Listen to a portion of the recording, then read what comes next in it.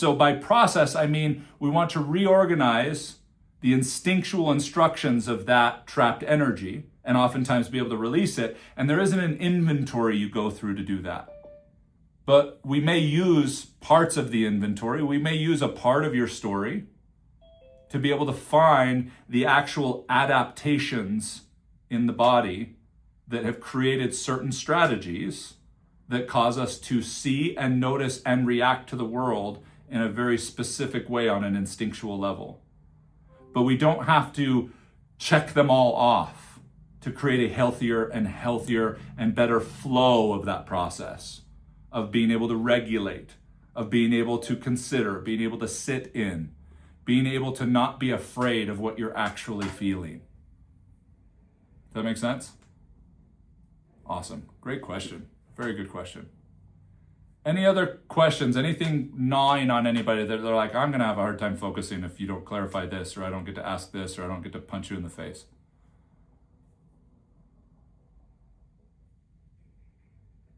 No? Okay. Nobody wants the punch in the face feature on Zoom to work? Okay, cool. Awesome. Good. Sweet. Excellent. All right. Let's dive into kind of understanding you.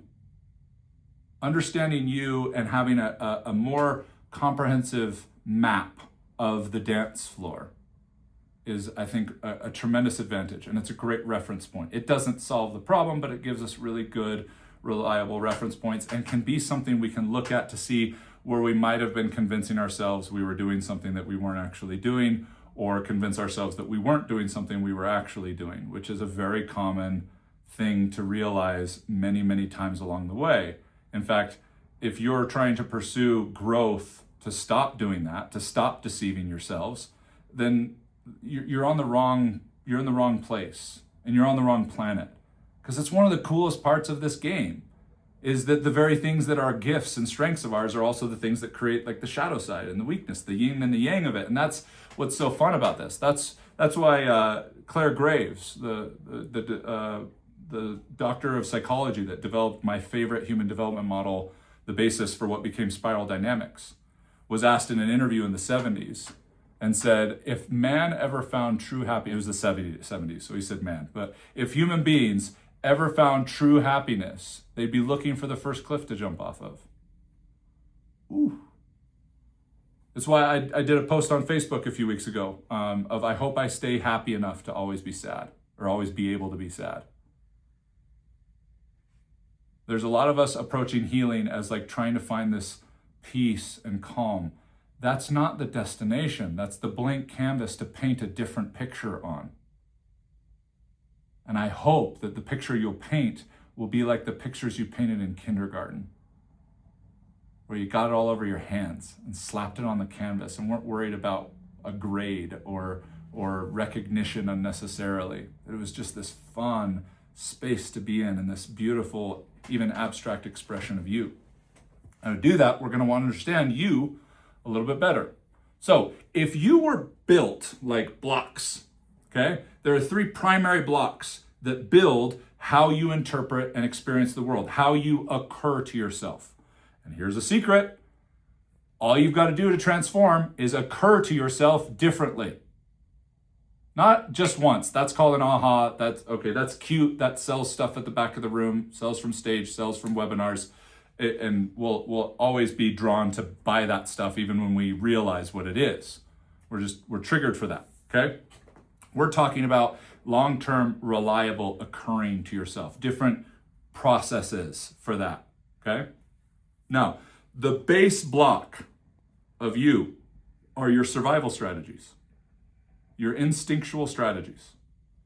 Those are the strategies that you came into this world with. Right off the bat, you were a completely sensory creature. You were full instinct. You didn't have what later developed as your emotional capacity and what later developed as your cognitive capacity online yet. Which is why, talking about trauma, every human being has been through the most traumatic event a human being can possibly experience. So that we can just drop the trauma competition, let's just level the playing field. We've all been born. I'm pretty sure. I haven't fully checked if if there are any gods or demigods here that, okay, well, even a demigod is born and then whatever, but okay, yeah, I think we're good. I mean, Kurt looks pretty close, but I'm pretty sure he's still human. So, okay, sweet, awesome. So, whether cesarean or vaginal, you had the most traumatic experience a human being can have. If you understand even a little bit about the sensory experience of being a baby and then coming into this, however you did, that contrast is unbelievably traumatizing. And the way that you experience your world on that survival instinctual level for the next few days, let alone the next few years, even more so over the next few years, has a huge impact on the settings of your survival strategies. Now, what's hard to comprehend is because we comprehend with our cognitive, which was developed quite a bit later, these settings were put in place before you had conscious thoughts and memories and language. That's wild that these settings were put in place before then. And then we start developing our emotional and our attachment strategies. These are the ways that we make sure that we get love, which is in primal times was that we get life, that we are given the things we need to survive. Okay, which was the most loving thing you could do back then, even though you didn't have time to really express love and feel love because you were just trying to stay alive. Okay, it wasn't that love didn't exist then, but we didn't really have room for it because we were in fight or flight almost all the time till we'd put a rock in front of the cave and pass out for a couple hours and then try and do it all over again with a very short lifespan. But then as we got better and better with our survival strategies, we created more and more room for developing better and better emotional strategies and capacity. And then as we did that, we started creating more and more room for developing cognitive strategies. And now today, when a baby is born, they still start with the survival instinctual strategies as a sensory creature, as a pure human animal when they are born. And then they are able to take advantage in a relatively short period of time, take advantage of, tens of thousands of years of evolution. Okay, and I'm not here to get into a spiritual debate about evolution. Can we just, the advancement of our cognition, the advancement of our biology and whatever, I'm not here to argue how the universe started or anything like that. I'm totally game to meet you and honor you wherever you're at in that, spiritually, religiously, whatever. I think they're all rad. So rad. At the end of the day, regardless of what I believe that believing is like a really paramount part. Believing in something is a really paramount part of being human. But what I want you to start to see is, okay, there is a foundation here that I will never understand. Because understanding is a cognitive function. So how on earth do I get back to the original settings? How on earth do I adjust the distortions of my survival strategies? That's something we're going to talk about tonight. But let's finish building the blocks. The next block we've got are the emotional or the attachment strategies. And these start to develop as we start to have more interactions with our caretaker, with our mother, or whatever it was that we experienced at that age. And that's what starts creating the settings for our attachment strategies. What's going to keep us alive based on relationship? Okay? Survival is what's going to keep us alive based on us. Then emotional attachment is what's going to keep us alive with us, with the others. And then we get the final block of our cognitive strategies. And here's the big joke. It's the 21st century. We think we're so brilliant that we have been able to cognitively override the other two blocks. Why? Because it's just as good at exploration and imagination as it is deception. And if you question this at all, there are endless amounts of psychological studies showing how easy it is to deceive others as well as ourselves. And the more convinced you are that you are not going to be deceived, the easier it is to deceive you. But the point of the game is not to not be deceived. That's actually part of the fun. When we were kids, we loved it. We loved to go into the backyard and deceive ourselves that we were a princess or a wizard, or that's what that is. So why would we want to shut that out? Just like people talk about comparison as the thief of joy, we need to get rid of comparison. Comparison is based in a survival strategy called reference. And that's the reason we're still on this planet. Billy Bob ran over there and fell off a cliff and died last night. I can use reference to not need to go learn that lesson myself. But today it's gotten wound up in self-esteem and reputation and all kinds of other poles that are puppeting us more than we realize, because we're convinced that our mind is everything. That it has been able to take over the job of our emotional strategies. It has been able to take over the job of our survival strategies. No, all it's done is created this virtual reality experience that sometimes is in alignment with those strategies. And so we find ourselves living a very present and wonderful life in one part of it, but then things seem to shift and change because it's out of alignment, it's out of attunement. And that's really the game, is to occur to yourself differently. And why would you want to occur to yourself differently? Because your adaptive strategies have become maladaptive. That's all. There's a lot of context. There's a lot of elements to maladaptive. Your brain will want you to convince you that it is based on what it says is good or bad. But your brain is the most manipulatable part of you. Like, go study mimetic theory. Go dive into Dr. Rene Girard's work about how your desires are primarily manufactured. They're not actually native to you. That's an interesting, matrix.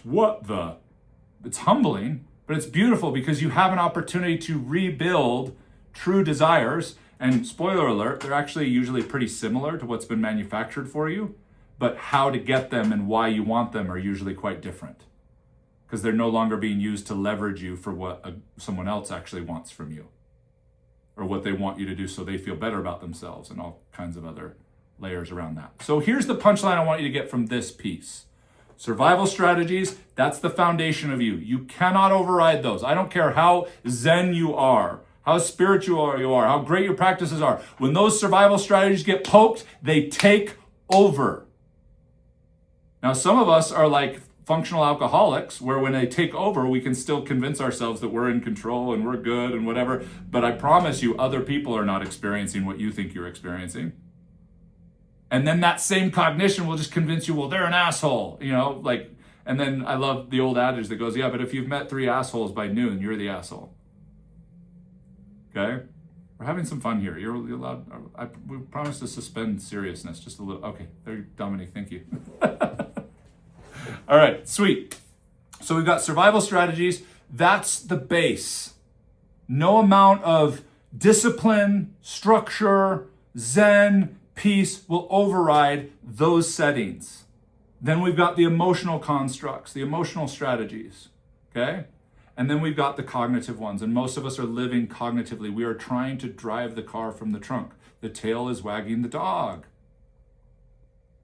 But all we're trying to do is start to find the adaptive strategies that were not wrong.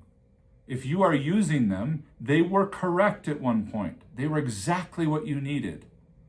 But if they're starting to cause suffering, if they're starting to cause problems for you, and I say problems very abstractly and loosely because I'm not here to define all of that for each of you individually. That's very unique to you, okay? Then they have become maladaptive. And the very desire to grow is going to naturally make your adaptive strategies maladaptive, okay? James Carr's talking about the finite game and the infinite game, talked about the definition of a finite game is you play to win. The rules have to be set in place before you play, and they cannot change. But in an infinite game, the rules have to change because the goal is not to win. It's just to keep playing. That's life, everybody. But we get to play a bunch of finite games in between. And in order for the rules to change, our adaptive strategies need to change, but we don't get to those levels because we're just continuing to run these conceptual cognitive ideas of our life, which are just rearranging the furniture, but we're actually staying in the same place. So if we can get to those levels, if we can learn a different dance, if we can expand our understanding of the dance floor, things might actually start to shift. We might actually be able to, on each of the levels, cognitively, emotionally, and instinctually, occur to ourselves differently. Melissa, go ahead. So if the survival strategies are hardwired, how do we actually transform beyond them? Great question. It's, and I assume by hardwired you mean unchangeable? Correct. Okay. If I heard you correctly, you said you can't overwrite them or override them. You can't. Because the you is a concept, which means it's driven by the cognitive brain, which is the third level, which is the the one up at the top. It's not the foundation of the building. Okay? So when you look at most approaches out there, they are cognitively based. Now, if you've got a total crazy monkey zoo up here, then you're not going to be able to find the spaces to be able to feel into the somatic levels of these different blocks. So the cognitive piece is not to be underrated or dismissed. It's about finding, it's like, this is where we clear the runway, but that's not the same as flying the plane. So when we say hardwired, we simply mean that you can't just think your way differently. Does that make sense? Because you didn't even have the process of thought that you have today when those settings were created. So if we're going to get back to our original instructions, we're going to want to be able to get back to and touch a purely sensory state in the body. And that's what I don't see happening very much out there at all. And even when it does, it's so quickly retracted into the cognitive construct that it fizzles. That as soon as the brain goes, oh, that's what we're after? I can do that. What? It's like, no. You're just there to feel, not to conclude, interpret, and diagnose. You're simply there to feel. And it's hard to do that.